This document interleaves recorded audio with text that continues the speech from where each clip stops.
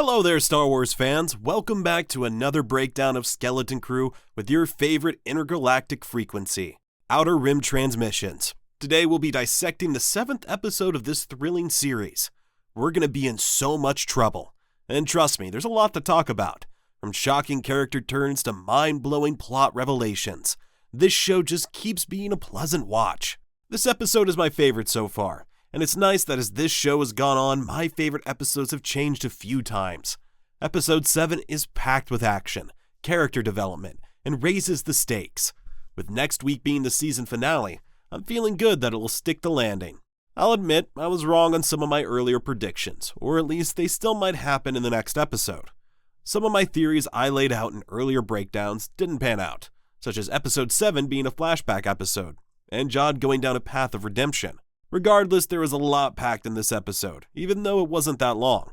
And like all my other breakdowns, this one will have spoilers. But before we dive in, please like the video and subscribe to the channel, so you don't miss our future videos and everything happening in your favorite galaxy far, far away. So let's break it down. Let's start with the character who shocked everyone this episode, Jude. From the beginning, Jude's been one of the more mysterious characters in the show. He's a good guy. Is he a bad guy? A little bit of both?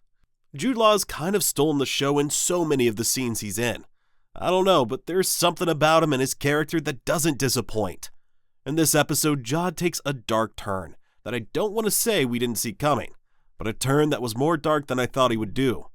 When we first met him, we didn't know what to truly think of him.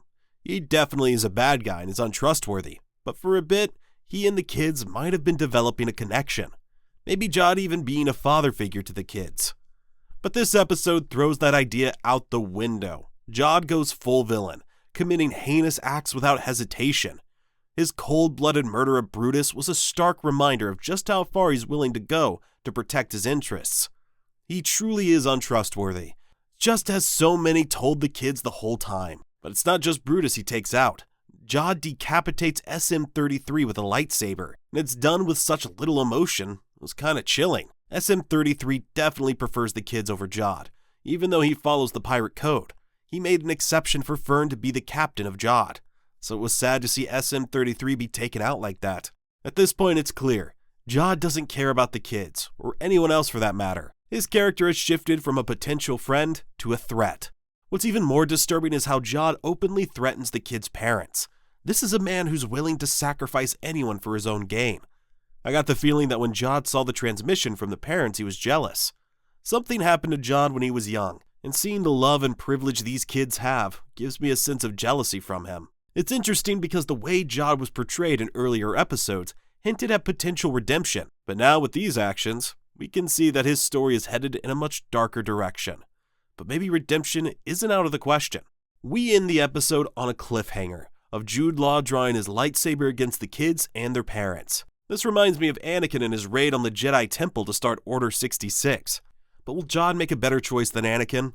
Will he decide to come back to the light? Maybe we'll learn more about him at the beginning of the finale. But if we don't, I'm fine with him being a solidified villain and having no redemption. But on top of Jude Law's performance and Jude's arc, we learned so much about At Attin in this episode. We got a lot of answers and still some questions left. Up until now, the planet's isolation has been a key factor in the story.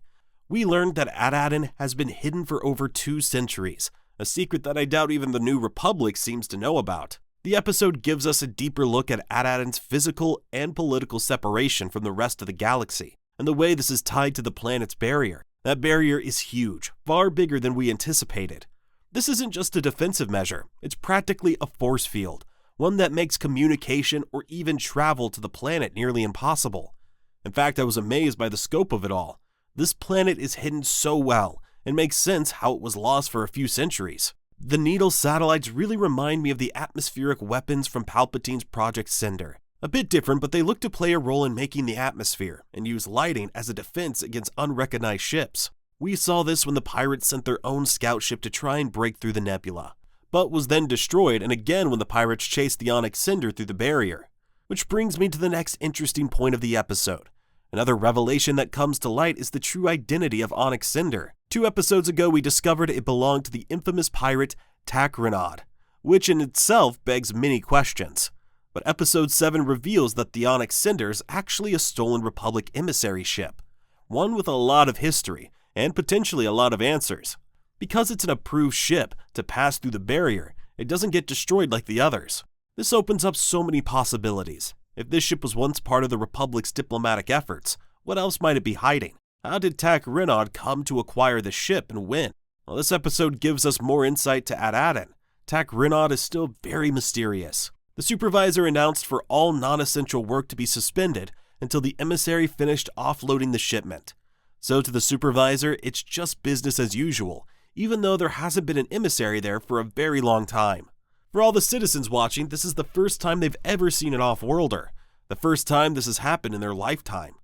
When the kids picked up the hologram transmission from their parents, the parents mentioned that the kids would learn about this when they were older, and I am assuming they meant At Attin's isolation and it being a mint for Republic credits.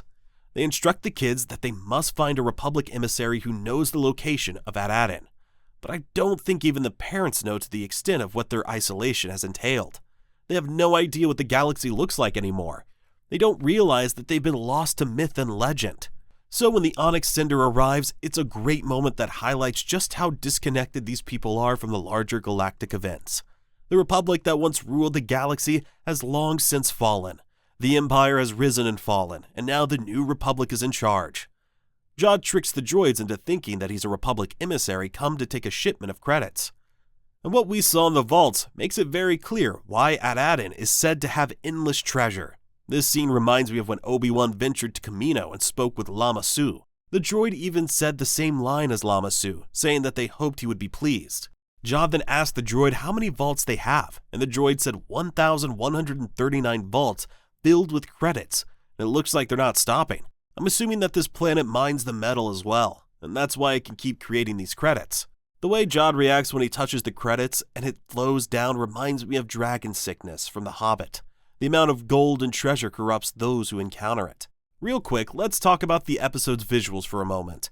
This episode and the planet of At Attin look stunning. This show's budget was not small in the slightest, but I can see that this episode was a good portion of it. Now don't get me wrong, this whole show has looked great as well. The aliens, the ships, other effects, it all feels more polished and money well spent. Compared to some previous Disney Plus Star Wars shows, this one looks way better in my opinion. So lastly, with so much packed into this one episode, it's clear that the stakes are higher than ever for our characters. Jude's transformation into a darker figure, the mystery surrounding At Attin, the stolen Republic emissary ship, and the looming uncertainty about the safety of the kids and their families. Well, that's all for today from your favorite galaxy far, far away. What do you think of this episode? How do you think the finale will go? Will Jude have any type of redemption? Comment below and share your thoughts. Remember to like the video and subscribe to the channel. Thank you for watching, and may the Force be with you always.